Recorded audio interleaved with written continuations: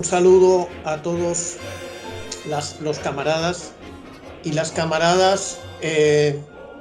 Yo creo que ha sido realmente apasionante, pero muy insuficiente acercarnos de una manera tan breve a la obra y las ideas, el trabajo de Lenin, que a diferencia de Marx fue realmente un hombre de acción, podemos decir a un 50%, ¿no? Y además un hombre de Estado, ¿no? Lo que modificó la perspectiva de un simple teórico para lo que se fue preparando con una capacidad sobresaliente y que sorprende ya desde finales del siglo XIX. Hoy estaba viendo algunas noticias que señalan además la importancia trascendental que tiene entender algunos conceptos de Marx para el 2020. Os voy a poner un ejemplo, no quiero alargarme mucho, pero fijaros que como el día, yo creo 6 o 7 de mayo, quizás no os fijéis mucho en la fecha, este señor presidente Trump dijo en público que estaba tomando un medicamento que se llama oxicloroquina y que le iba muy bien y tal. Bueno, se ha descubierto, porque encima lo ha dicho el New York Times, que la oxicloroquina la fabrica, la difunde en los países más ricos, en los Estados Unidos, una de las más importantes empresas monopolísticas del negocio farmacéutico. De las 10 mayores, de los 10 gigantes farmaproductores, esta empresa, que se llama, es una empresa francesa, tiene el puesto número 5. En esa lista hay 6 empresas norteamericanas y hay una empresa francesa. Y se descubre que el señor Trump lo que tiene es un gran paquete accionarial dentro de esta empresa. Y además ocurre otro fenómeno. La Organización Mundial de la Salud y algunas otras instituciones, hay una clínica famosa incluso norteamericana, señala que es peligroso tomar sin ningún control este, vamos a decir, fármaco, porque puede producir una cosa que se llama muerte súbita, puede provocar una enfermedad cardíaca, coronaria. Entonces, fijaros cómo ya Lenin nos señala que el capitalismo ha entrado en la fase más reaccionaria, que es la de la gran concentración de capitales y de empresas que se convierten en sectores monopolistas. Entonces yo digo, qué peligroso es para la humanidad que esta empresa esté controlando la Casa Blanca a través de Trump, que quiere preservar el paquete accionarial y por lo tanto los dividendos a fin de año, promocionando un fármaco contra el coronavirus que es falso. Y cuando la Organización Mundial de la Salud lo denuncia, corta relaciones y decide que Estados Unidos sale de la Organización Mundial de la Salud, agravando la situación de corte de subvenciones que ya era una realidad hace un mes o una cosa así. Es decir, el negocio, el lobby de empresas privadas farmacéuticas controlan los gobiernos, controlan las patentes y por lo tanto no tienen otro interés que no sea el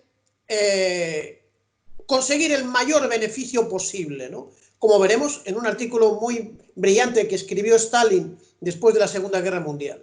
Entonces, me parece que es fundamental conocer a Lenin en esa denuncia que hace del capitalismo imperialista, que es en el que vivimos y en virtud del cual el señor Trump está poniendo en peligro la salud del propio pueblo norteamericano.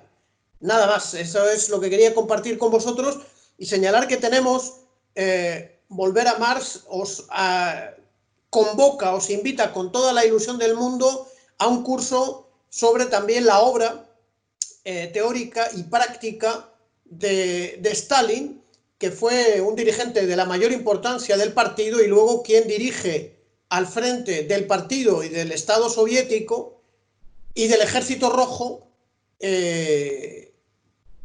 haciendo posible que el socialismo fuese una realidad, un dirigente completamente criminalizado y demonizado. Si ya la burguesía odia a Lenin, imaginaros el odio enfermizo que le tienen a Stalin, que hizo del socialismo realmente una realidad mundial.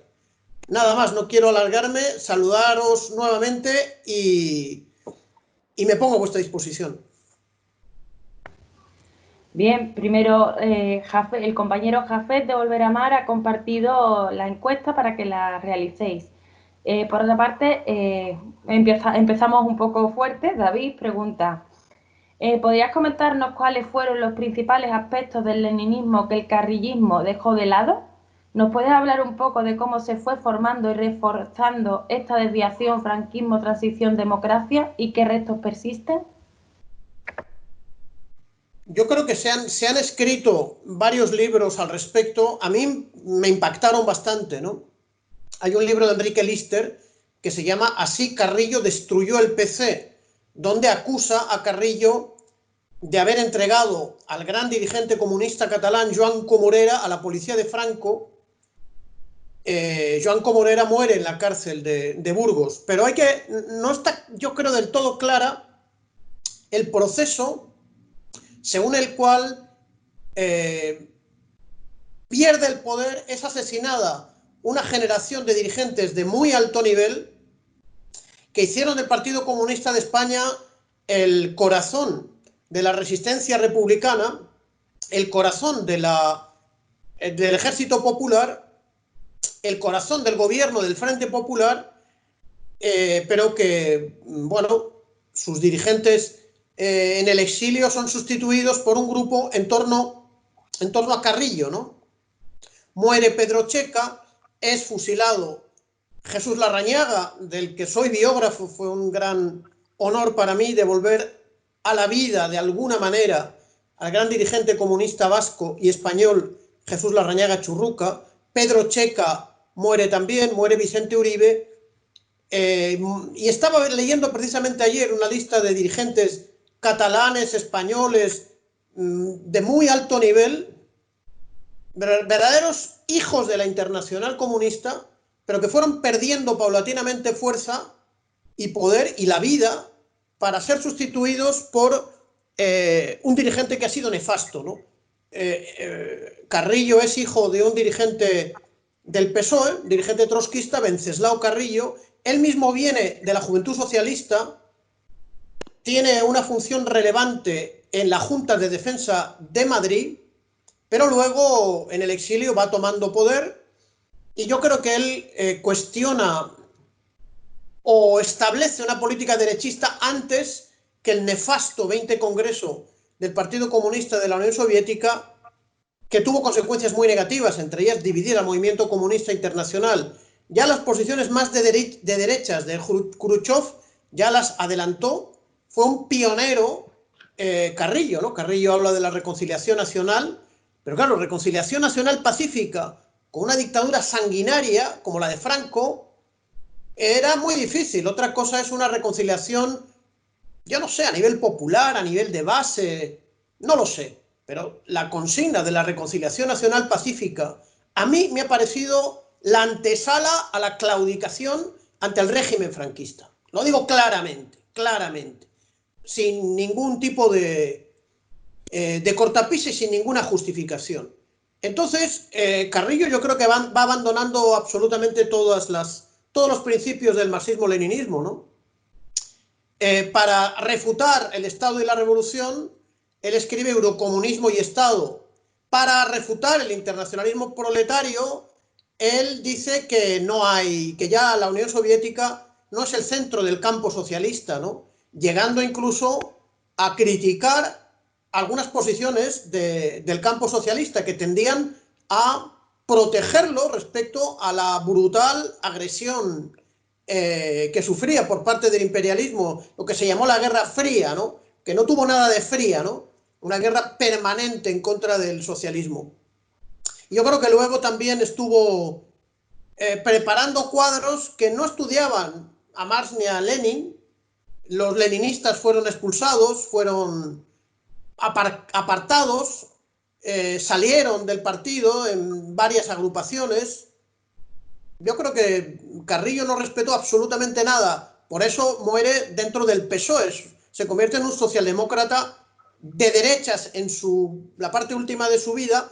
Alfonso Sastre, que llegó a ser miembro del Comité Central del Partido Comunista de España, que agrupó a literatos y artistas muy importantes en el antifranquismo, dijo que él que rompía con la desviación socialdemócrata de derechas, ¿no?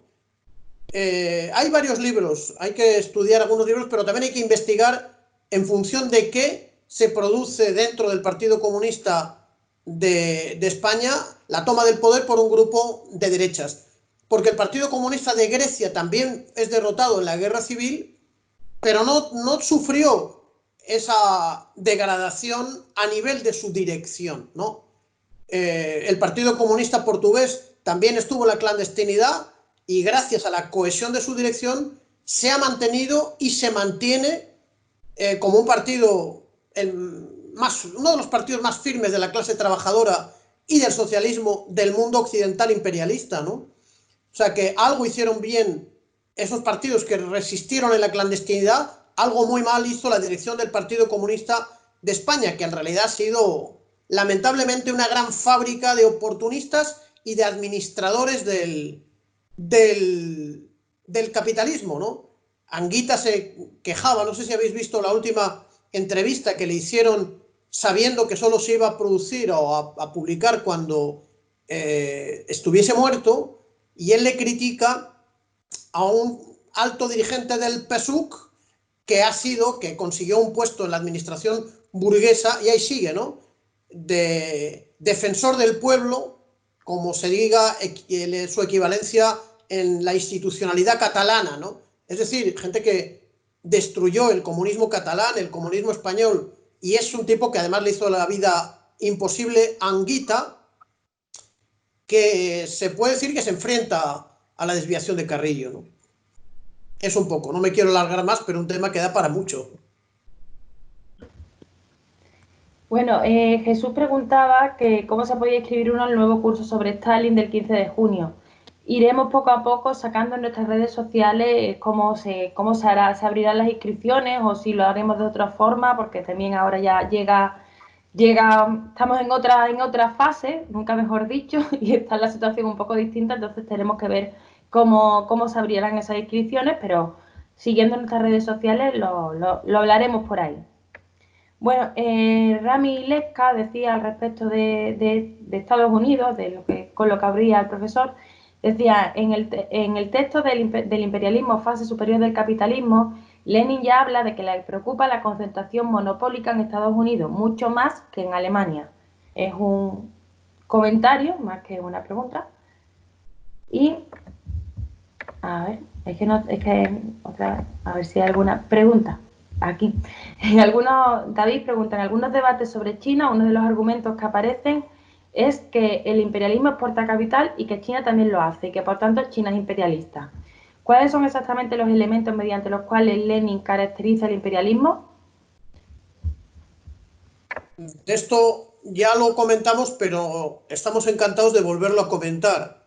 Son básicamente 5 características que reúnen los países capitalistas para integrar la fase imperialista, ¿no? Lenin observa la fusión del capital bancario con el capital industrial. Estudiando los textos de Hobson y de Hilferding, observa cómo el capital bancario deja de servir como, vamos a decir, manipulador del capital al servicio de las necesidades de la industria, para pasar al capital accionarial de las industrias que no terminan de pagar los créditos que recibe, y eso produce un fenómeno de fusión del capital bancario y del capital industrial. Fijaros cómo Lenin vaticinaba la importancia muy importante del capital financiero y de la especulación como una forma de acumulación en lo que se llama la economía irreal, porque la economía real y productiva muchas veces ya no interesa a un capitalismo que lo que hace es destruir fuerzas productivas a cambio de aumentar sus superganancias, ¿no? Luego lo que dice es que se produce como consecuencia de esa fusión también una fusión de la oligarquía financiera con la oligarquía industrial. Luego señala que se produce una expansión del capitalismo en condiciones coloniales y privadas. Dije, exportar capital también lo hace la Unión Soviética de Stalin.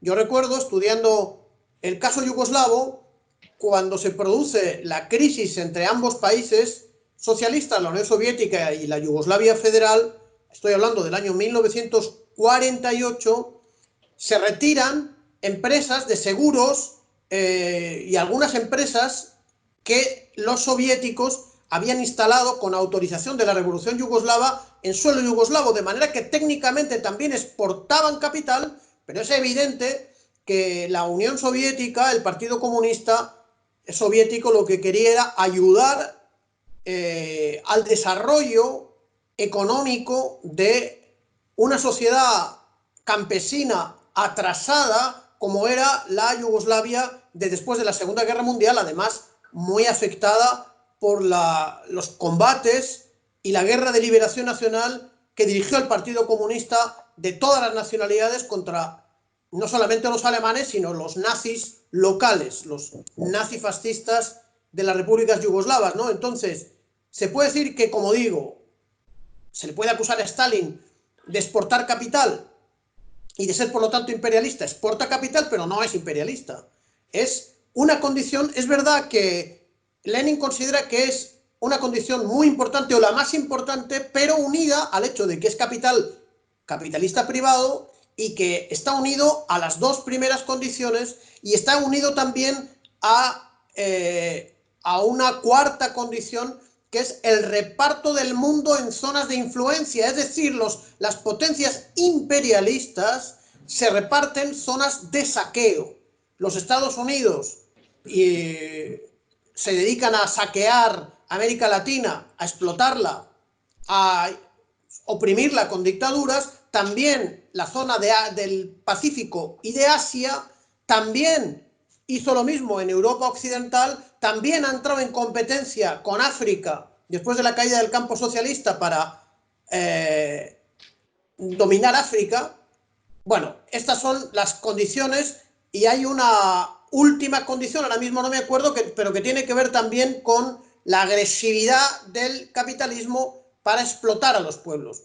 China popular es lo contrario.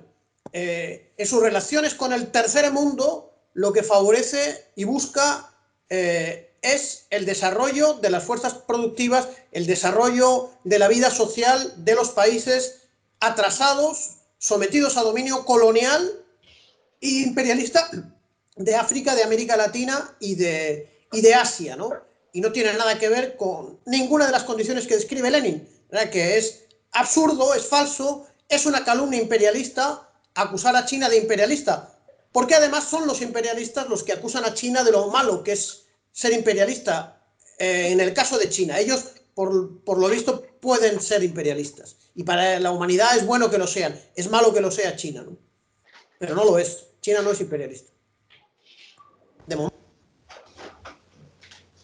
Volviendo a la... ¿Alguien tiene el micrófono encendido? Por favor, ¿lo podría apagar? Gracias. Volviendo con el punto inicial que se hablaba sobre el tema de qué ocurrió con el PC, con el Partido Comunista de España. Bueno, Lali dice, el PSUV en el 81 mantenía la línea prosoviética y se desmarcó del PC. Se pasaron casi todos al PCC y hundieron al PSUV. Eso dice Lali. Y después Alberto Gómez dice, profesor, en los últimos meses he releído muchos textos de la historia del PC y documentos internos del PC y me ha llamado poderosamente la atención que en la polémica entre carrillistas, renovadores y prosoviéticos el nivel, a mi modo de ver, es muy bajo, llegando a haber gente como Paco Fruto que se autodenominaba marxistas-leninistas que fueron aún peores que los carrillistas. Por otro lado, gente como Gerardo Iglesias, que no era un teórico marxista, pero que a mi modo de ver fue un tipo honesto que volvió a la mina, o camaradas como Julio Anguita, al que yo veo como un leninista aislado en la dirección del PC, que llegó de rebote a ella. Eran oasis en medio del desierto, camarada Ejido. ¿No crees que eso tiene mucho que ver con el bajo nivel ideológico del PC, motivado tanto por la labor de Carrillo de no formar, o más bien de formar a sus militantes, y por los largos años de clandestinidad heroica que dificultó la labor ideológica y la formación de cuadros en su seno? Por último, ¿qué actitud crees que debemos adoptar los leninistas ante el PC? Yo creo que Alberto tiene razón, ¿no? Yo creo que hay una voluntad deliberada del carrillismo de no formar ideológicamente a los militantes, ¿no?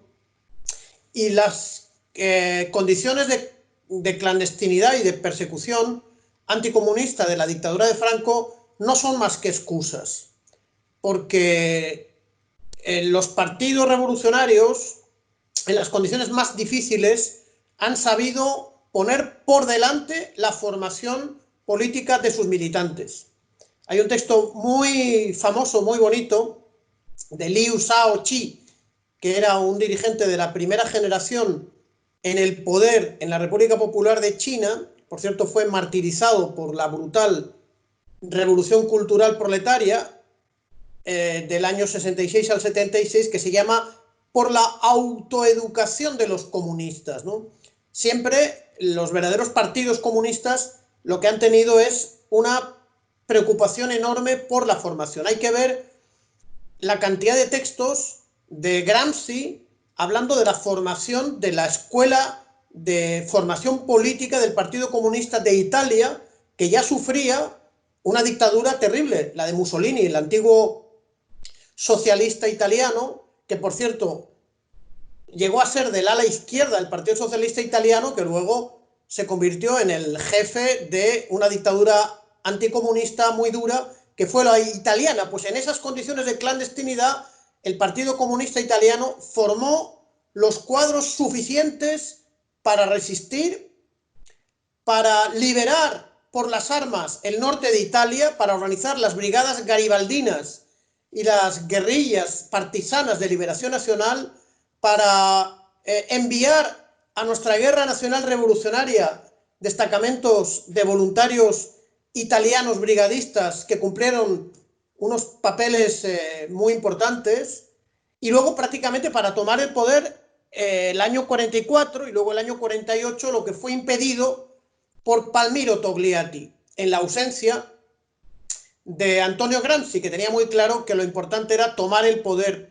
Es decir, sin formación política no hay Partido Comunista. A mí me decía hace poco un dirigente del Partido Comunista de España con altas responsabilidades que nunca ha pasado por un curso de formación y que hay que entregarle la formación a los cubanos, decía. Vamos a pedir a los cubanos.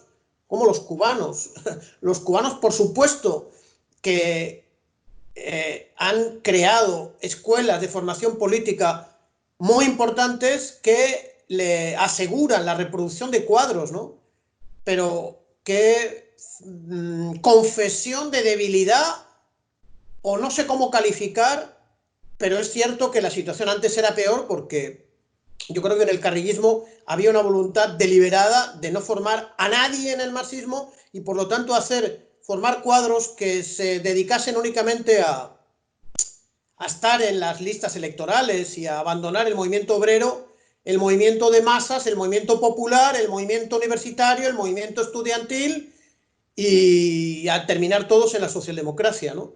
Fíjense que las FARC, aunque ahora tienen una situación muy difícil en Colombia, son una gran página de la lucha comunista a nivel mundial. Llegaron a tener 100 frentes guerrilleros en toda Colombia.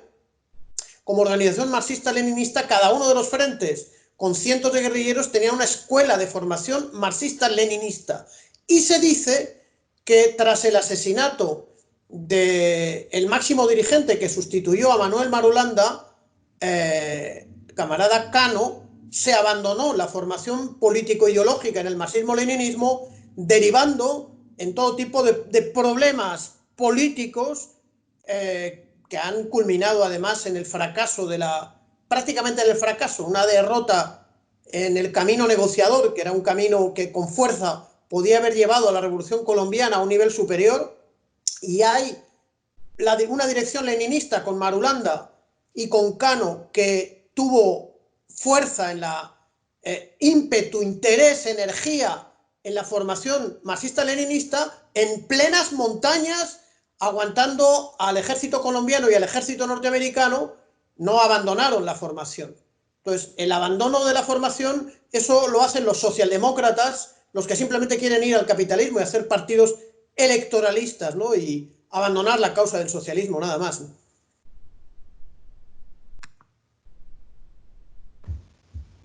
Ramil Lesca pregunta: uno de los aportes de Lenin en cuanto a la cuestión de la construcción del partido es que el mismo debe tener una organización celular y un comité central. ¿Qué tiene para agregar sobre esto? Ya que si bien este es un curso teórico, está bueno conocer estas cuestiones prácticas. Bueno, y además que el partido es uno de los elementos también de aportación de Lenin. Sí, precisamente el debate de los bolcheviques y mencheviques es que Lenin quiere hacer un partido bien organizado, con disciplina, con centralismo democrático.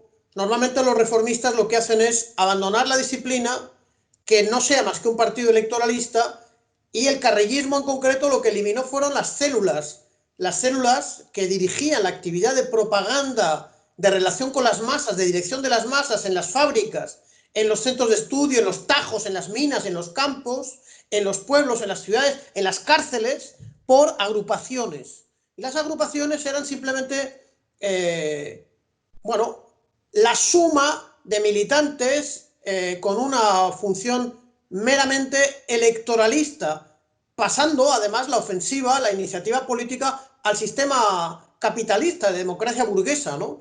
El hecho de destruir la estructura de células y pasar a estructura de agrupaciones es eliminar, liquidar al Partido Comunista, ¿no?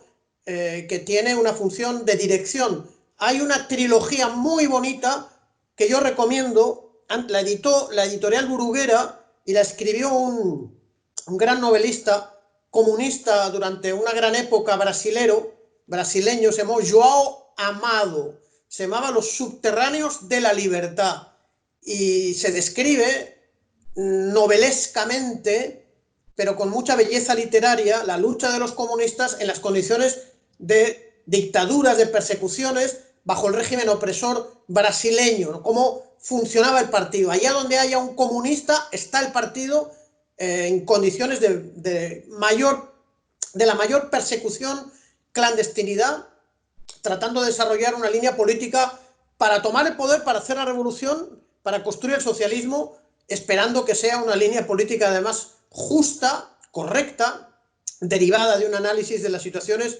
subjetivas y objetivas, un programa táctico que encamine al pueblo a los objetivos estratégicos de socialismo y de comunismo. Los subterráneos de la libertad, son 3 novelas muy hermosas. Aunque se sale un poco de la cuestión de Lenin, entiendo que es una cuestión de actualidad y como siempre, dentro de las preguntas siempre aparece algún tema de actualidad. Celso pregunta: profesor, ¿puede darnos a su entendimiento la caracterización de la situación política en Estados Unidos hoy? Yo tengo que reconocer un cierto prejuicio, ¿no? Y es que me da asco los Estados Unidos, ¿no? Está mal dejarse llevar por ese tipo de sentimientos primarios, pero llevo tantos años asqueado de la vida política y social de los Estados Unidos. Hay gente que se dedica a eso, yo no me dedico a la situación política de los Estados Unidos. Yo creo que es una dictadura perfecta, una máquina criminal que desde el siglo XIX ha eliminado toda forma de oposición. No creo que porque se quemen comisarías ni vehículos policíacos se vaya a poner en peligro la hegemonía de la dictadura del gran capital norteamericano. Y no tengo ni idea, no estoy esperando que la politología burguesa me explique lo que es lo que pasa en los Estados Unidos. Sí que he seguido las charlas en Caracas, particularmente en el instituto diplomático en el que yo trabajaba, investigaba y daba clases. Seguía a un gran especialista de los Estados Unidos, cubano, un gran profesor cubano, Esteban Morales. También seguí a algún profesor progresista norteamericano, he seguido con interés a los autores marxistas norteamericanos, que los ha habido, el economista Víctor Perlo del Partido Comunista, que se opuso a los economistas traidores de Gorbachev, el marxista Rich Mills, no llegó a ser miembro del Partido Comunista, pero era un autor sociológico muy interesante que escribió La imaginación sociológica y luego La élite del poder, al que le dejaron ser profesor, pero ser profesor contratado. Nunca le permitieron tener una posición estable en la carrera universitaria por sus valientes posiciones marxistas. He seguido mucho, hace tiempo que no escucho a Petras, que es un profesor muy interesante que también llegué a escuchar en Caracas, y hay que ver qué es lo que dicen los progresistas norteamericanos, ¿no? Yo no soy especialista, yo estoy desde fuera, yo me defiendo del enemigo que son los Estados Unidos de Norteamérica. Quiero que su régimen antihumano sea derrocado, pero no veo que eso vaya a ser así. Espero que por lo menos, dedicándose a reprimir a su pueblo, dejen de molestar a los pueblos de Siria, de Venezuela, de Irán, de Cuba, de Rusia, de China, de la humanidad entera. Y espero que los arrastrados, serviles, lamebotas de los pueblos de los países de Europa Occidental despierten del sueño de lamebotas que tienen y dejen de ver con tanta admiración la Cayuna, ese modelo norteamericano, que es un país absolutamente inhumano, repulsivo, salvaje, machista, violador de los derechos humanos, cínico, violento, pero al que los europeos occidentales están de rodillas adorándolo todos los días. Y España, yo creo que es el país donde hay más número, una tasa superior por metro cuadrado de lamebotas de los Estados Unidos. O sea, que por favor despierten de su pesadilla y vean a los Estados Unidos como lo que es una Sodoma y Gomorra, que algún día le caerá a los fuegos bíblicos por sus muchos pecados. David pregunta, ¿puede hablarnos de las medidas que tomaron los capitalistas cuando llegaron al poder tras la caída del campo socialista? ¿De qué forma sometieron a las repúblicas socialistas? Se refiere a los capitalistas en los gobiernos de democracia popular y en la Unión Soviética, una vez que cayó el campo socialista, ¿no? Bueno, eso entiendo, aunque no sé si se refiere también a la Unión Soviética o solamente a las repúblicas, bueno, no sé, un poco en general supongo, tampoco. Le podemos preguntar que nos matice, y si no nos matiza, le podemos... David, abre si quieres tu micrófono un momento y nos lo matizas, sí, que va a ser más fácil que si lo escribes abajo para mí. Sí, más rápido.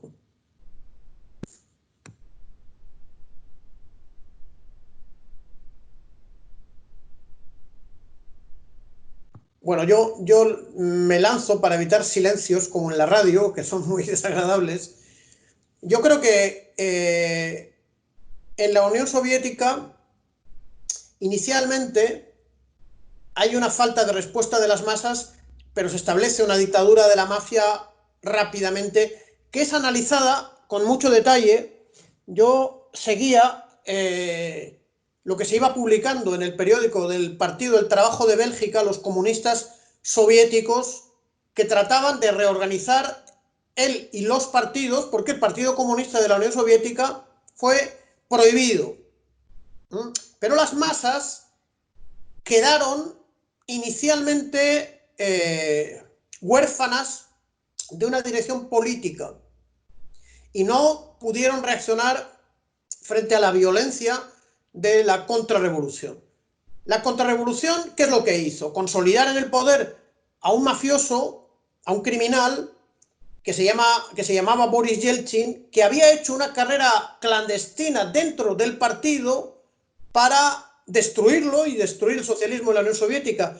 Se descubrió, yo lo descubrí leyendo un magnífico periódico del Partido del Trabajo de Bélgica, Solidaire, que Boris Yeltsin era el nieto de un propietario de tierras antipopular, un kulak, que había sido reprimido en la época socialista y él tenía todo el rencor de clase y familiar que le sirvió de motivación para llegar a la dirección del Partido Comunista de Rusia, la dirección en Moscú, y destruir el socialismo, tomar el poder, dando un golpe de Estado, aprovechándose del ablandamiento de la tarea ideológica contrarrevolucionaria que ya venían haciendo tres elementos dentro del buró político, que eran el criminal Mikhail Gorbachev, el criminal Shevardnadze, que había sido ministro de Exteriores de la Unión Soviética y secretario del Partido Comunista de Georgia,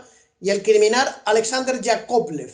Ellos fueron destruyendo las bases del marxismo-leninismo, de manera que el intento, la rebelión legítima de agosto del año 91 para restaurar el socialismo no funcionó, y aceleró los planes de la contrarrevolución que tenía como cabeza al señor Boris Yeltsin, ¿no? Un alcoholizado y un criminal que estaba asesorado rápidamente, se fue asesorado por los Chicago Boys, que procedieron a vender, prácticamente a regalar los centros industriales soviéticos a una mafia que normalmente no provenía del mismo partido. Era una mafia despolitizada que había crecido en los años 70 y 80 con actividades ilegales, algunas actividades académicas y científicas. No se puede decir que los miembros del partido, algunos en su cúpula sí, pero el grueso de los miembros del partido, fundamentalmente del rango de nivel medio y de nivel bajo, se mantuvieron leales al socialismo. Pero el gobierno de Yeltsin entregó la floreciente industria soviética a estos criminales, que lo que hicieron es revenderla a empresas occidentales, ganando ellos una fortuna enorme y terminando por destruir esas industrias que fueron cerradas. En los 10 años del 91 al 2001, Rusia y todas las repúblicas soviéticas sufrieron un colapso económico y social descomunal, proliferaron las enfermedades, se cayó el sistema de salud, la inflación se comía los sueldos, como pasa hoy en Venezuela. Me dijo un científico soviético que el salario de un mes de un científico del Instituto de Economía Mundial y Relaciones Internacionales valía una fotocopia. Hacer una fotocopia era el equivalente al salario en rublos de un economista, me lo dijo Kiva Majdanek. Aquí, desde donde me estoy comunicando con ustedes, un hombre que había apostado por la perestroika, por supuesto se equivocó y murió ya iniciado el siglo XXI, ¿no? Luego hay un momento en que las masas reaccionan, se produce un gran combate en torno al Parlamento ruso, que es aplastado por unas fuerzas de seguridad ya bajo el control de la mafia anticomunista. Lamentablemente la cúpula militar, que estaba educada en dirigir las orientaciones del partido, no supo defender el socialismo, porque el partido es lo que se había roto por dentro en Moscú.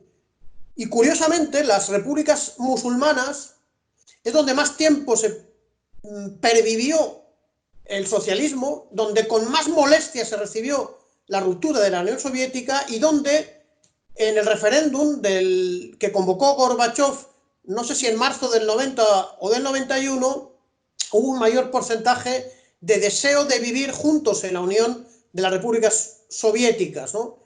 La podredumbre vino de Moscú, vino del Politburó y vino de la zona eslava de la Unión, ¿no? Hubo, por supuesto, numerosas guerras civiles, varias repúblicas resistieron con las armas en la mano. Por ejemplo, en Pridnestrovie, que era una parte de la Moldavia socialista, no aceptó la contrarrevolución y se mantuvo como una república socialista nunca reconocida por nadie. En Chechenia hubo también un levantamiento de las fuerzas contrarrevolucionarias que asumieron el islamofascismo tribal, terminó en un par de guerras muy duras con las fuerzas rusas. En Asia Central, en Tayikistán, hubo una guerra civil que expresaba la oposición de las fuerzas sanas de la sociedad a dejarse arrebatar su sistema social humano, democrático y civilizado, como era el socialismo. Todos esos países, esos pueblos, no hacen más que añorar y reconocer que cuando vivían bien era en el socialismo. Luego, en otros países de Europa del Este, la contrarrevolución fue violenta y costó miles de muertos. Todos los procesos de guerra que aquí la prensa burguesa presentaba como guerras nacionalistas en Yugoslavia no eran más que agresiones contrarrevolucionarias del imperialismo y de la OTAN, apoyada en traidores burgueses contrarrevolucionarios en Eslovenia, donde estaba el supuesto filósofo marxista Slavoj Žižek, que es un individuo traidor al socialismo yugoslavo y agente de la contrarrevolución. No sé cómo hay alucinados e ignorantes que lo consideran un filósofo marxista, repito, un traidor, un canalla, al servicio del dominio de Eslovenia por Alemania, un servidor de Alemania. Alemania burguesa tuvo responsabilidad en lo que pasó en Croacia. Su servicio de inteligencia, el BND, venía preparando a los ustachas nazis para lanzar una guerra contra los yugoslavos, los comunistas, los antifascistas y los serbios y los campesinos serbios, ¿no? Después vino la guerra en Bosnia, donde la extrema derecha pro-nazi, porque el criminal que tomó el poder en Sarajevo, Alija Izetbegović, había sido condenado en 1945 por colaborar con las fuerzas nazis de Bosnia-Herzegovina. Las SS nazis, el régimen de Hitler, creó una división de musulmanes nazis, la división Handschar. Entonces, este bandido de Alija Izetbegović, en lugar de ser fusilado, solamente estuvo unos años en la cárcel por colaborar con el nazismo musulmán de Bosnia, y el año 90, 91, 92 tomó el poder en Sarajevo con el apoyo de Al Qaeda. Se reúne con este jefe saudí que luego la CIA mató. Es una acción conjunta entre la CIA, Al Qaeda y los fascistas bosnios, y el objetivo era matar a los que se opusiesen a la contrarrevolución. Y en Albania se produjo algo muy interesante, porque el año 96 el mafioso capitalista que tomó el poder, un psiquiatra de profesión, robó a la población albanesa mediante un sistema de piramidal, de solicitar que la población invirtiese en no sé qué negocio, ofreciendo enormes ganancias y de paso arruinando a toda la población y enriqueciendo a la camarilla en el poder. Entonces, la población se levantó, el ejército popular de Albania, formado por los comunistas, se negó a disparar, y al final tuvo que ser la OTAN y tropas italianas las que intervinieron en Albania para aplastar la rebelión del pueblo albanés contra la mafia capitalista, ¿no?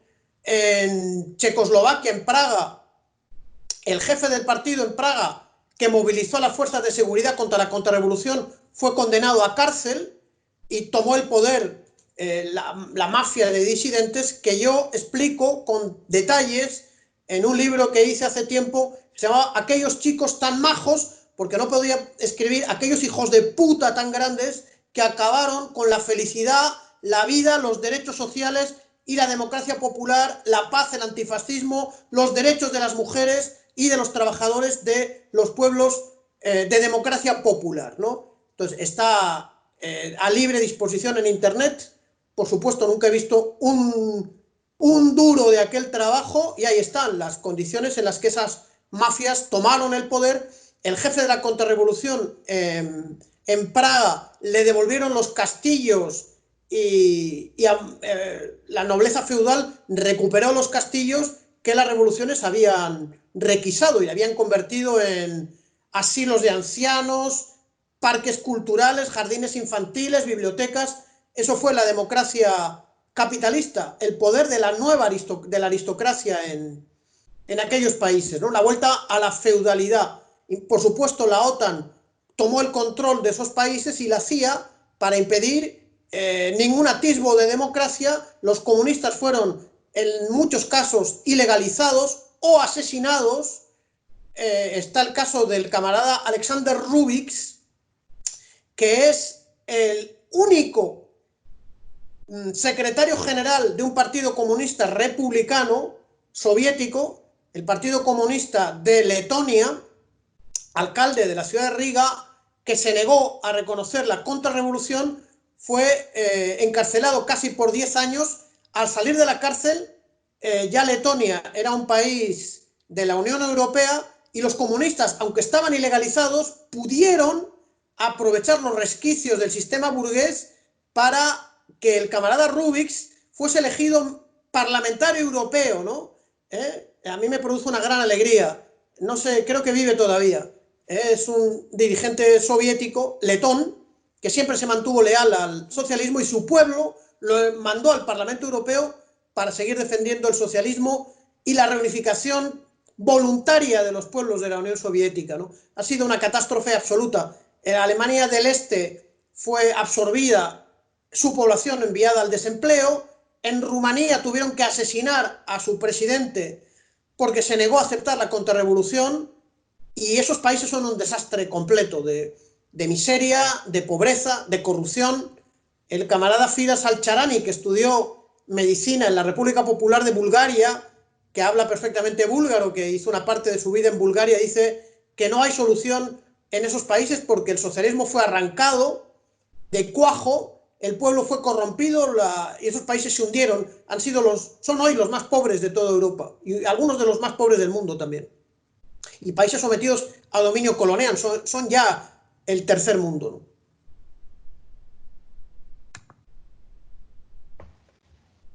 Hay varias preguntas, otra vez volviendo al tema del Estado español y del PC, y como son unas cuantas y más o menos en realidad se parecen mucho, creo que voy a leer, porque además aparte de preguntas, pues viene con su comentario, voy a leerlas un poco todas y después se hace una respuesta un poquito más extensa con respecto al sentido general de las preguntas.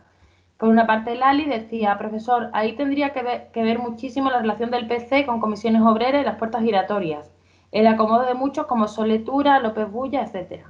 Alberto Gómez pregunta, y esta pregunta de hecho se repite más veces, Katy, ¿tú crees que debemos adoptar los leninistas ante el PC? David Alcázar, por otra parte, dice, ¿qué le diría a todos aquellos reformistas que justifican las claudicaciones del PC durante la transición con la excusa de que no se daban las condiciones objetivas y que se hizo lo único que se podía hacer? Y después continuaba, es que hay muchas, todas de lo mismo, por eso era... Alberto Gómez dice, ¿cómo reconstituir células cuando...? Ah, bueno, no, esta pregunta de Alberto la voy a dejar para después porque mete más temas. Pero había alguna más sobre esto, a ver si la encuentro. Sí, Coro. Decía, con las distintas familias comunistas que hay en España, entiendo que sería imprescindible un frente comunista organizado para hacerle frente a los enemigos. Le pregunta al profesor Ejido si hay alguna manera de llegar a este frente, aunque las siglas del PC estén enterradas por los liquidacionistas. Así un poco, en sentido general, es qué pasó con el PC, cómo influye el sindicalismo en el PC y qué opciones hay para los comunistas en el Estado español, un poco en sentido general. Bueno, el año pasado el PC tuvo su 20 congreso, ¿no? A mí me produjo mucha ilusión y mucha alegría porque en sus textos afirmaron regresar al marxismo-leninismo que lo habían abandonado en el 10º congreso del año 81, ¿no? Eso parecía un paso adelante en la buena dirección, ¿no? Ahora, no sé muy bien qué es lo que ha pasado allí y habría que pedir a los camaradas que nos lo explicasen, ¿no? Hay que hacer una constatación, ¿no? La otra vez, Alberto ha dicho, ¿qué hay que hacer con el PC? Yo creo que lo que no han funcionado han sido las organizaciones a la izquierda del PC desde los años 60. Prácticamente hay 60 años o 50 años de escisiones que no han sido capaces de construir partidos comunistas solventes que se conviertan en referencia de la clase obrera. En otros países no ha sido así. En la India, por ejemplo, la escisión maoísta, que se llamó Partido Comunista de la India marxista, llegó a ser más fuerte que el Partido Comunista de la India, pero además el Partido Comunista de la India marxista abandonó el sectarismo típico de los maoístas y con el PC de la India llegaron a hacer algunos frentes electorales que les han permitido gobernar en estados de la India de muchos millones de habitantes, en Bengala, en Kerala y en otros. Hace tiempo que no sigo la situación de la India, pero no ha sido el caso de España, donde ha habido, yo creo que, errores continuos de quien se pretendía ser dirección o vanguardia comunista, que no han sabido para nada entender los procesos, llevar una tarea de acumulación de fuerzas, ofrecer una formación militante teórica y práctica creíble, malgastar unas fuerzas que son realmente muy preciosas, muy válidas, ¿no? Unos militantes entregados, que sufrieron penalidades. Yo creo que ha habido grandes dificultades. El Congreso de Unidad de los Comunistas, que apoyó la dirección soviética en el 84, fue una gran esperanza que terminó muy mal, y pareciera que no hay ninguna capacidad de construir nada orgánico a la izquierda y fuera del PC. Entonces ahí se plantea la duda, es el PC, que se reivindica leninista, ¿es hoy un campo operativo viable para construir o reconstruir un partido como el portugués o como el chipriota, que tenga una referencialidad de masas, un acierto en la política institucional, la política de masas, la política ideológica, la formación de cuadros, sea capaz de entender lo que está pasando y sea capaz de resistir a las modas y a las ofensivas ideológicas del capitalismo y de frenar a un fascismo que está más agresivo que nunca. Es decir, en España el comunismo se apendejó, como se dice en Venezuela, mientras que el fascismo está más duro, más radical, más ofensivo, más agresivo que nunca. Y si eso lo hace con un gobierno blandito como el de Sánchez, Marlaska y compañía, ¿qué pasaría con un gobierno realmente democrático y de izquierdas, ¿no? En una situación realmente es bien compleja. Yo no tengo respuesta, claro, pero nosotros, volver a Marx, creo que tiene que crecer mucho, tiene que insistir en la formación política e ideológica de cuadros, en la divulgación del marxismo, en marxistizar a las organizaciones, y todo lo que se haga será útil. Así como me quejo y algunas cosas que veo no me gustan, veo, por ejemplo, en Galicia, avance de las fuerzas comunistas nacionales gallegas que me produce una sorpresa grande, ¿no? O sea, que se ve que si hay voluntad política, hay formación de cuadros, hay una línea clara, no hay excusas para no hacer lo que se tiene que hacer, ¿no? Yo creo que Comisiones Obreras corresponde, si ha derivado en un sindicato burocratizado, es por la política del PC, que lo creó, por el abandono del leninismo, y por que les parecía a los eurocomunistas que estaba muy mal que el sindicato tenía que ser la correa de transmisión del partido, que es la vanguardia de la clase trabajadora. No es el sindicato la vanguardia de la clase trabajadora. Para eso no se han inventado los sindicatos. Dejó Lenin perfectamente claro y le llamó tradeunionismo. No hay que pedir permiso a los burócratas. No hay que pedir ningún permiso. Cuando han empezado a pedir permiso, los burócratas se han ido al PSOE, a la derecha y al capital. Y el sistema ha creado unos sindicatos que en México se llamarían charros, sindicatos amarillos que gestionan simplemente el capital y que disciplinan la clase trabajadora, ¿no?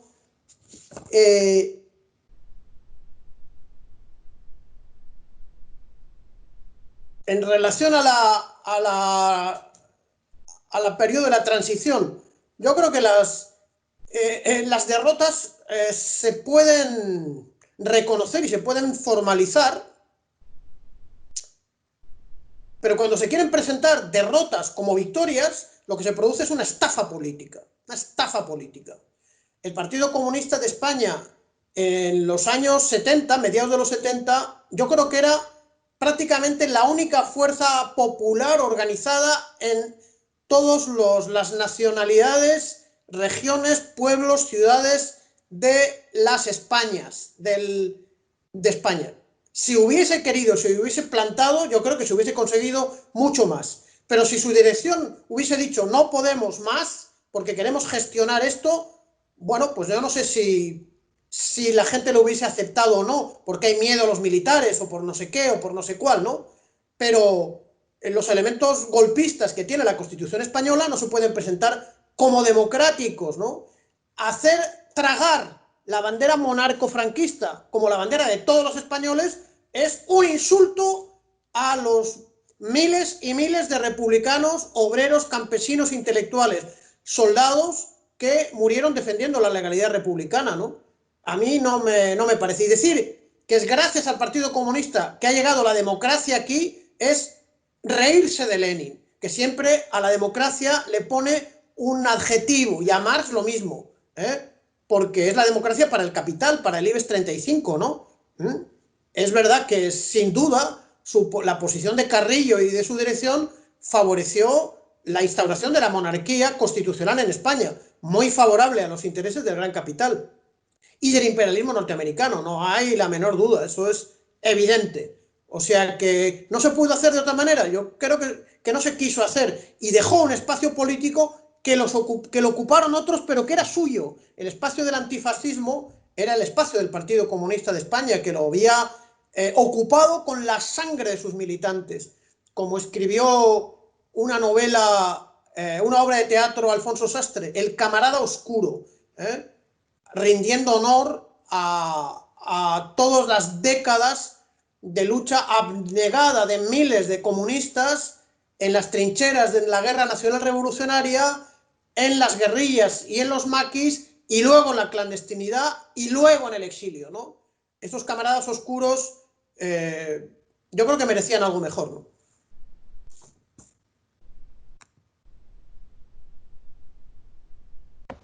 Voy a la pregunta de Alberto Gómez, que dice: ¿cómo reconstituir células cuando somos tan pocos los comunistas y además los centros de trabajo son tan pequeños y los trabajos tan precarios? Yo tengo claro que es básico que la vida política se traslada al ámbito vital de los trabajadores. Personalmente he llegado a estar trabajando hasta 12 o 14 horas en mi centro de trabajo y mi vida era prácticamente en el polígono industrial, salvo para dormir.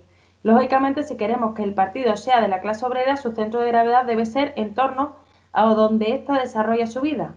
Pero creo que no es fácil organizar células en el ámbito laboral, aunque me parece imprescindible. ¿Cómo lo hacen partidos como el PC de Portugal? Y aquí, que eso no lo he hecho todavía nunca, pero quiero añadir yo algo, otra pregunta mía, que es cómo se trabaja con una clase obrera en el contexto laboral en el que estamos ahora, donde han cambiado muchísimo las relaciones, ¿no? Y sobre todo los tipos de trabajo, ¿no? Están cada vez más aislados, no hay ese contexto de polígono siempre, sino, bueno. Mira, hay un método marxista-leninista de enfrentar estas situaciones, que es mediante primero el estudio, luego la discusión colectiva y luego la decisión política, ¿no? Es lo que ha hecho, por ejemplo, el Partido del Trabajo de Bélgica. Bélgica no es Ruanda, no es Corea, no es China, no es Ecuador, es Bélgica. Es el centro del capitalismo occidental, sede del Parlamento Europeo y sede de la OTAN. Bueno, pues ahí los comunistas, que se consideran herederos del viejo Partido Comunista, en parte lo son, en parte no, porque son de una familia maoísta nacida del mayo del 68, y creo que lo único decente que salió del mayo del 68,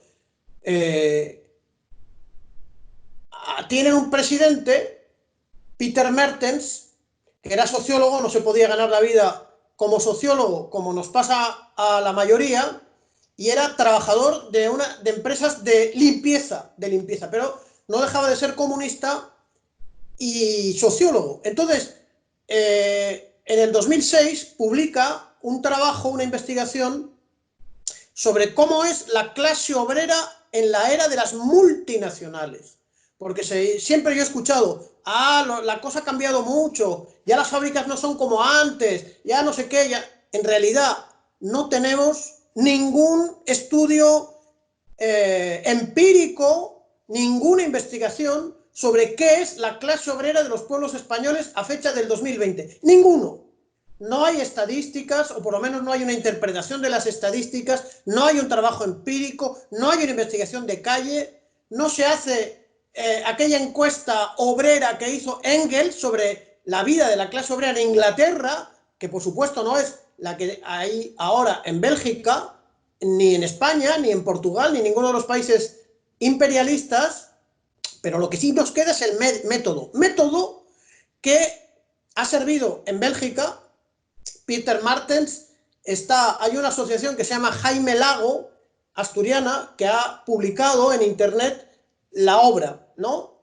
La clase obrera en Bélgica en la era de las multinacionales. Si hay empresas grandes, si hay empresas pequeñas, si hay administraciones, si hay empleo público, si hay empleo privado, si hay gente que roba para comer, si hay gente que va en bicicleta para no sé qué, si hay servicios, si hay industria, si hay agricultura, si hay pescadores, si hay qué. Porque la vida humana vive en torno al trabajo, y en los países capitalistas el trabajo es asalariado, y los grandes dueños del capital existen, pero también las clases sociales. Que el trabajo, la organización económica industrial haya cambiado, eso significa que ya no hay clase trabajadora, significa que ya no hay manera de trabajar con la clase trabajadora.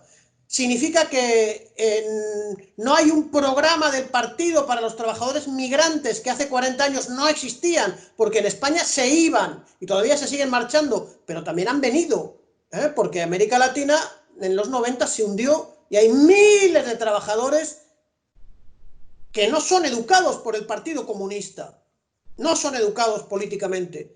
Así como en Francia en los 30 había una cosa que se llamaba la MOI, la mano de obra inmigrante, hoy los comunistas españoles, vascos, si es que eso existe, catalanes, etcétera, no tienen nada que ofrecer a los trabajadores migrantes.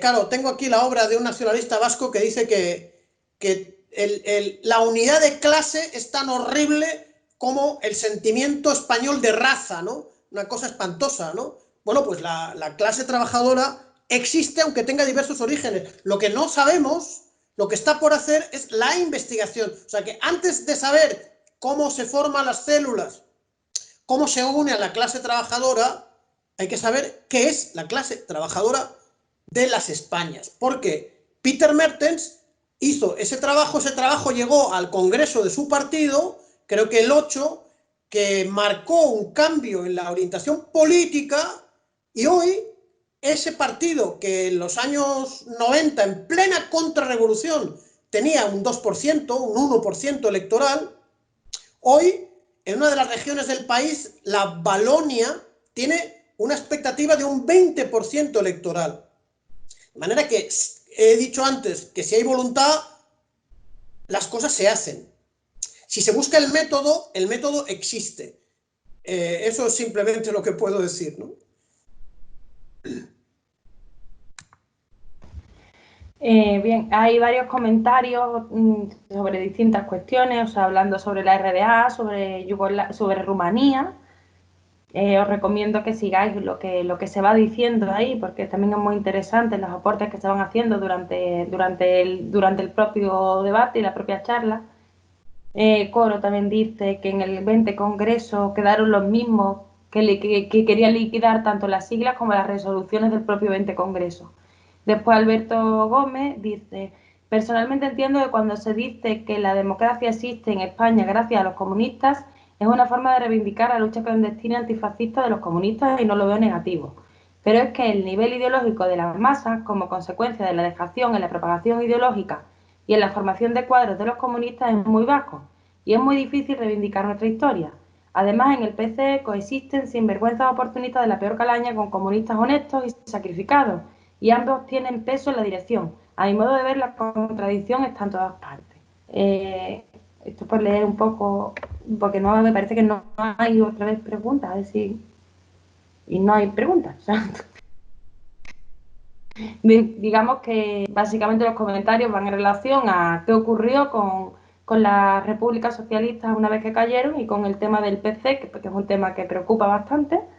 Así que, como mientras llega alguna pregunta, que todavía tenemos 25 minutos, voy a lanzarte una pregunta yo, que es un poco en relación con cuáles serían, a nivel de síntesis, las principales aportaciones en pocos puntos que hizo Lenin al marxismo, tanto como para que supusiese una nueva etapa del marxismo como marxismo-leninismo. Sí, como decía Stalin, el marxismo de nuestros días es el marxismo-leninismo, ¿no? Y hay varias maneras de justificar eso, porque él lo dice, yo creo que en los años 20 finales, probablemente, o en los 30, no recuerdo exactamente, pero a comienzos del siglo XXI, esa frase sigue estando presente, porque hemos puesto el ejemplo de Trump al servicio de Sanofi, creo que se llama así la multinacional farmacéutica, ¿no? Una gigante de la farmacia, ¿no? Que difundiendo su medicamento, que sirve para la malaria, pero no sirve para el coronavirus, puede provocar muchos más muertos de los que ya hay, pero asegurar los beneficios de las acciones de Trump. Eso lo explica Lenin en una obra extraordinaria, que es El imperialismo, fase superior del capitalismo, de manera que el marxismo de nuestros días es el marxismo que explica a Trump, que explica el problema de las grandes concentraciones de la industria farmacéutica, de la industria metalúrgica, de la industria de la biotecnología, de la petrolera, de la gasífera, de la química, etcétera, etcétera, etcétera, ¿no? Que lleva a reforzar extraordinariamente el poder del capital, pero no lleva a impedir las crisis continuas que provocan unas verdaderas sangrías y unos grandes sufrimientos sociales. De manera que de Lenin podríamos decir que es quien desarrolla el marxismo como un método para analizar científicamente la economía, para analizar científicamente la geopolítica, entendiendo precisamente que la economía es la base material sobre la que se mueve la sociedad humana, y eso también a nivel internacional. Luego es el constructor del partido. Luego es el que ya lucha de una manera organizada contra las desviaciones del marxismo que buscan integrarse en el sistema y renunciar a la revolución, al socialismo científico, a las nociones de Marx y de Engels, a la noción de la dictadura del proletariado, etc. Lenin construye su partido combatiendo al reformismo, ¿no? Lenin no digamos que es el líder de la victoria, porque es también el líder de la derrota. Hay que saber organizar al partido en la derrota, y eso es a veces más importante que hacerlo en la victoria. En 1905, la revolución democrática en Rusia fue derrotada por el zarismo, ¿no? Y entró la revolución en un proceso de parálisis, de pesimismo, y ahí está la obra de Lenin de agrupar las fuerzas, de depurar el partido, de establecer un programa adecuado y de preparar las fuerzas para lanzarse después de la Primera Guerra Mundial a la toma del poder político, ¿no? Es el hombre del programa adecuado después de conocer la sociedad rusa. Es el hombre que es capaz de defender con argumentos en solitario sus posiciones y de triunfar, salir adelante. Es el hombre de Estado, es el hombre de acción, es el filósofo que desarrolla también el marxismo dialéctico y materialista, es el hombre de la Internacional Comunista, es el hombre que ha llevado adelante la revolución más grande de la historia de la humanidad, la más profunda, la que nos marca y nos marcará mucho tiempo como una esperanza real. Como dijo un camarada de Santander, lo que las religiones en cuanto a paz y a libertad habían ofrecido y nunca cumplieron, lo cumplió el socialismo de Marx, de Engels, de Lenin y de Stalin, en hechos concretos, ¿no? Ahora hablamos de la seguridad social, hablamos del sistema sanitario soviético público, hablamos de enormes conquistas, la liberación de la mujer, se conquistó. El lugar más avanzado donde se ha conquistado ha sido en los países socialistas y en la Unión Soviética. Hay un montón de aportes, de victorias civilizacionales que han hecho extraordinariamente avanzar al género humano como tal, ¿no? El problema y la tragedia donde se manifiesta la fortaleza de la obra de Lenin es en su ausencia, cuando ha caído la Unión Soviética y llevamos 30 años enfrentándonos al monstruoso imperialismo que ahí vemos cómo tiene al mundo, ¿no? Sin ninguna alternativa y sin ninguna solución viable, ¿no? Abocándonos a guerras, a crisis, a destrucción social y, como dice Fidel Castro, a poner seriamente en cuestión la vida de nuestra especie, ¿no? Yo quiero aprovechar también para que recordaros, el compañero Jafé está compartiendo la encuesta donde podéis responder a qué os ha parecido el curso y qué podemos mejorar. Recordaros también que el 15 de junio empezaremos con el curso sobre Stalin. Recordad que Stalin, al fin y al cabo, es quien impone en la práctica todo lo que hemos estudiado en la teoría, que lo lleva a cabo de una forma más consolidada por primera vez en la historia. Y como parece que no hay más preguntas, que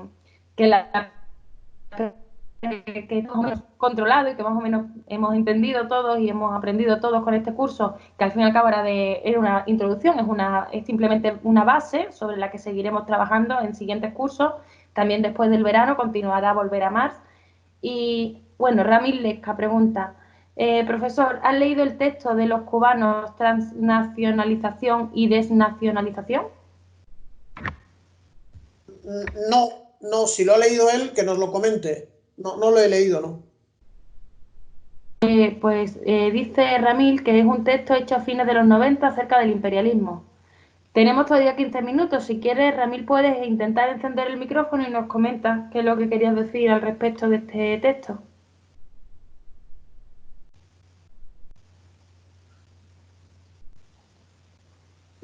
¿Puedes?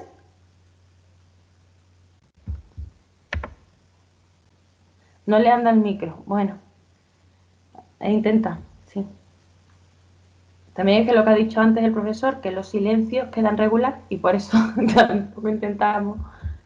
Bueno, mientras Alberto dice, ahora hay muchas voces que hablan de desglobalización y reindustrialización. ¿Ese proceso tiene algo de real o es solo un brindis al sol? Mira, yo creo, viendo un poco los lloriqueos de los capitalistas, por ejemplo, los capitalistas están diciendo: dependemos de los chinos para los productos de base de los fármacos, porque hemos dejado de producir esos productos genéricos porque no nos traía cuenta que lo hiciesen los chinos, así ganaban menos, y nosotros nos hemos dedicado a pomadas y a no sé qué historias, ¿no? Y eso está muy mal, porque les hemos dejado. Ahora dicen que los capitalistas europeos son dependientes, pobrecitos ellos, en productos farmacéuticos, y dependen de los malitos del Partido Comunista de China y de China, que se encargan de producir genéricos. Yo diría una cosa: lo que están haciendo es... sí, efectivamente, Alberto, y de los indios. Están poniendo de manifiesto que, como el capitalismo imperialista ha renunciado a toda forma de planificación, porque olía mucho a soviético, olía tanto a soviético que es una creación del Partido Comunista de la Unión Soviética, de Lenin y de Stalin, con la preparación teórica previa de Marx y de Engels, han vivido de la improvisación del mercado, de la ganancia, del robo, de la estafa y del engaño. Por eso al comienzo no había mascarillas, no hay productos farmacéuticos, el lobby farmacéutico compra gobiernos, dispone de patentes y me pregunto, ¿ese lobby para asegurar sus ganancias no va a obstaculizar la curación de enfermedades como el cáncer para que siga habiendo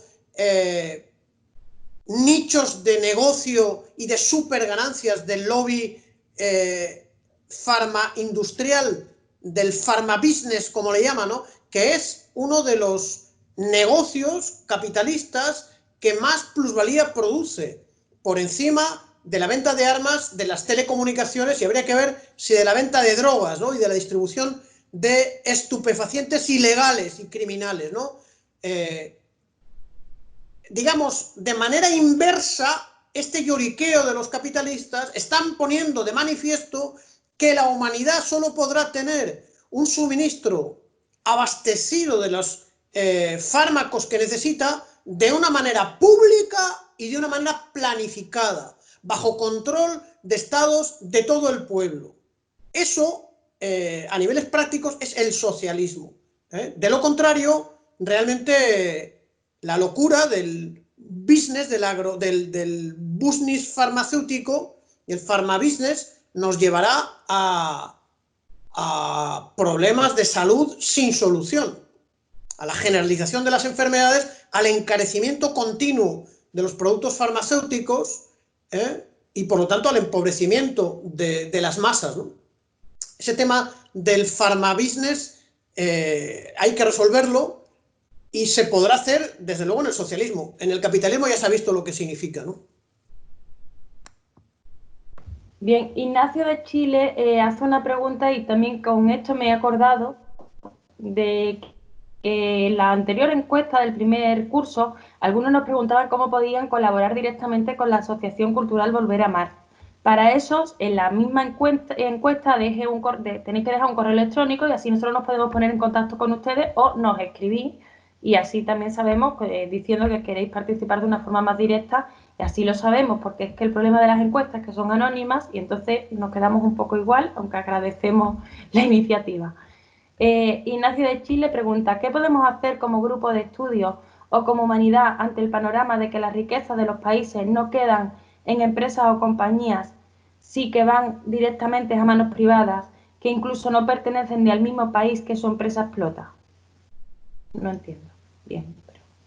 No, ahí el proceso ya previsto, vaticinado y descrito de capitalismo de los monopolios, lo que produce es la situación que vive el mundo. Como dice Atilio Borón, ahora el problema no es la falta de riqueza. El mundo, la humanidad,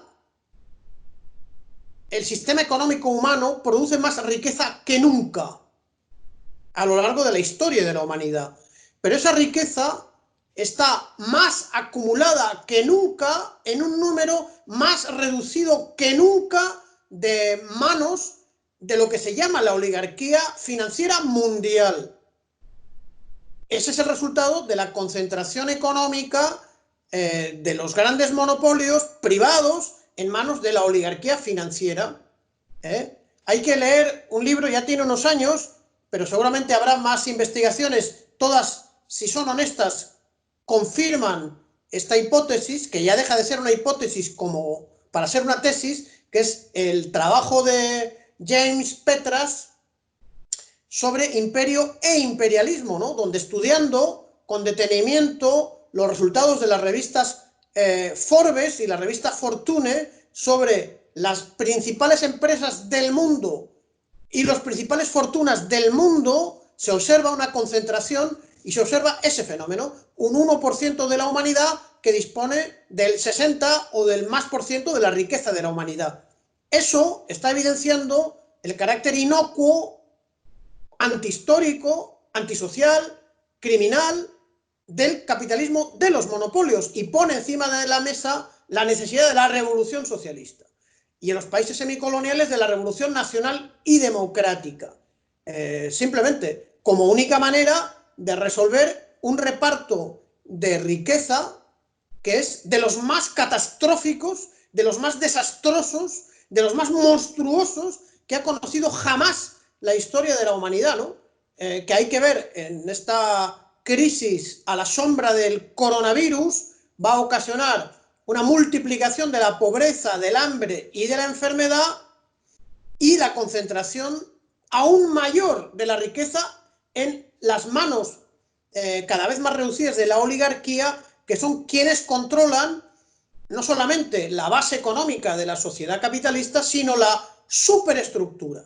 Es decir, la política, el parlamento, los medios de comunicación que sirven para estupidizar a la población, la propaganda, etcétera, etcétera. Esto es un problema sociopolítico que se tiene que resolver sociopolíticamente, con las herramientas de 200 años de marxismo.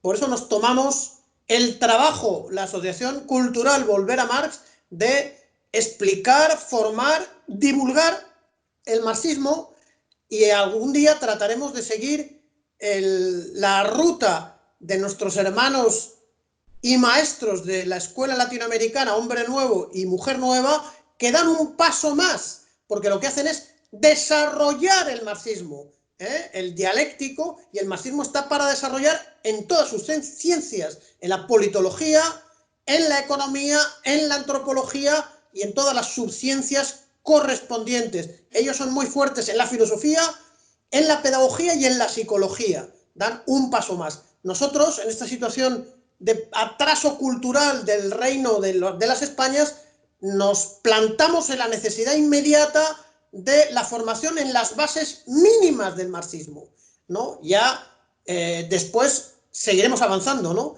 a la investigación y al desarrollo del marxismo, para orientar la solución del problema que planteaba el camarada chileno, ¿no? Un problema gravísimo que es cada día más grave, además, porque dinero en este mundo y riqueza hay de sobra, y está peor repartida que nunca.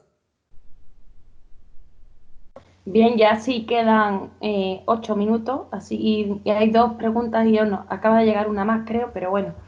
Alberto Gómez, pues vamos a intentar hacerlo todo muy breve. Alberto Gómez dice: un camarada jerezano al que quiero enganchar al próximo curso, un veterano comunista de trayectoria intachable y gran nivel ideológico, dice que al igual que la burguesía tuvo la etapa enciclopedista, para acumular fuerzas teóricas, el proletariado debe ahora primar la formación de cuadros y la lucha ideológica.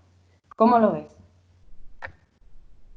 Pues que estoy de acuerdo con ese camarada jerezano, y le agradezco mucho al camarada Alberto la constancia y la militancia para seguir el curso, plantear dudas y regalarnos su tiempo y plantear propuestas, ¿no?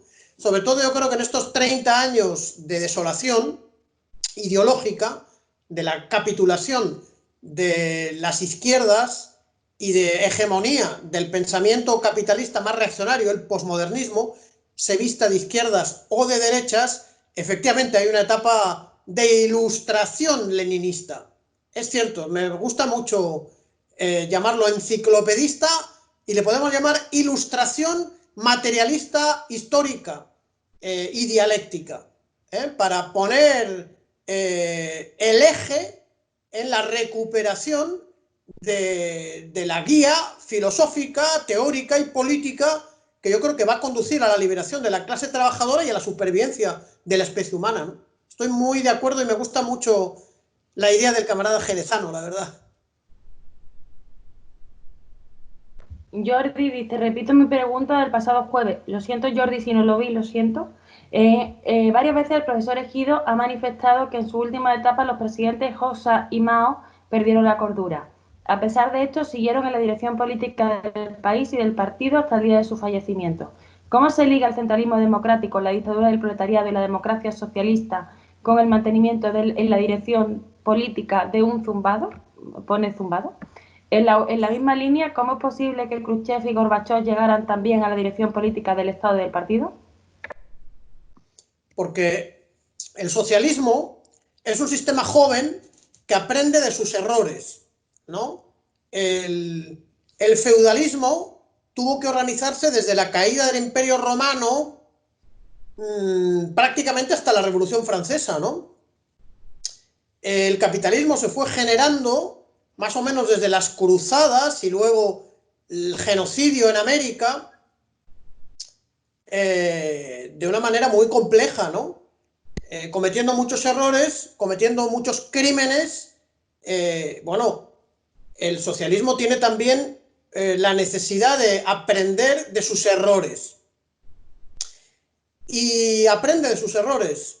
Hay un libro muy interesante de un funcionario chino que desertó y traicionó a su país y se fue a los Estados Unidos y escribió algo que a mí me dejó realmente sorprendido, ¿no? En la dirección del Partido Comunista Chino, sobre todo lo que se llamaban los 8 inmortales. Los 8 inmortales son 8 cuadros el año 89 que se les llamaba inmortales porque eran ya muy mayores y parecía que no iban a morir nunca. Uno de ellos era Deng Xiaoping, que habían llevado sobre sus hombros la construcción de la revolución en China, ¿no?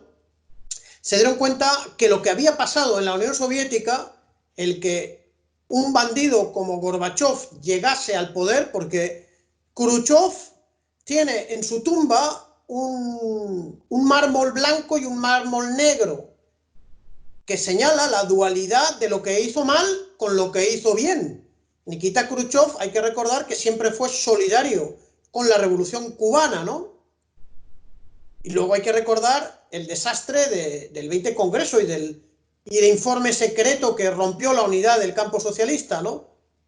Y luego, efectivamente, el hecho de que Mao y Enver Hoxha, seniles, dementes, se mantuviesen R que R al frente del partido, eso es una violación de la democracia socialista y del centralismo democrático. Pero como digo, los 8 inmortales que dirigieron además la derrota de la contrarrevolución en China en la plaza de Tiananmen, 1989, un momento en el que el socialismo en China estuvo a punto de caer, establecieron que había que prever un proceso de selección de los mejores cuadros del partido, porque al frente del socialismo y al frente del partido no se puede dejar a personas sin la suficiente capacidad, lealtad y formación, honestidad y las cualidades muy destacadas que hay que tener para construir un mundo sin explotación, sin opresión y sin capitalismo, ¿no?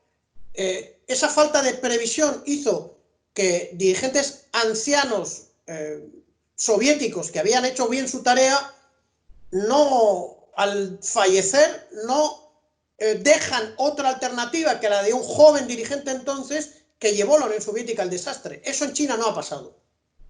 En China se han creado, lo dice ese trabajo de ese desertor chino, se fueron seleccionando los mejores cuadros para que sucesivamente y por un tiempo limitado fuesen ocupando tareas de dirección para consolidar el socialismo y asegurar que no viene ningún traidor a destruir la obra revolucionaria. Eso ha sido el gran desafío que ha tenido también la revolución cubana, que estaba también impulsada, pero condicionada por la enorme figura histórica, el gran carisma, la inmensa capacidad de un Fidel Castro y de un Raúl Castro. Pero la construcción del socialismo es una obra colectiva que no puede depender de la vida biológica de un dirigente, en la que se tiene que implicar la participación mayoritaria de las masas, de la clase trabajadora, de la unidad obrero y campesina, de todas las partes de la sociedad, para dar continuidad a una tarea que depende, más que en el capitalismo, del carisma o del perfil que pueda tener el líder revolucionario. Es otra investigación que estuvo haciendo un gran historiador de la República Democrática Alemana llamado Kurt Gossweiler, ¿no? Un miembro de la Academia de Ciencias de la Alemania Democrática y del Partido Socialista Unificado, que observó que el capitalismo es un sistema autorregulado que no importa mucho a quién pongan, no es absolutamente decisivo. A veces hay oscilaciones y cambios tácticos de rumbo que no afectan a la línea estratégica capitalista si ponen a uno, si ponen a otro, a un partido o a otro.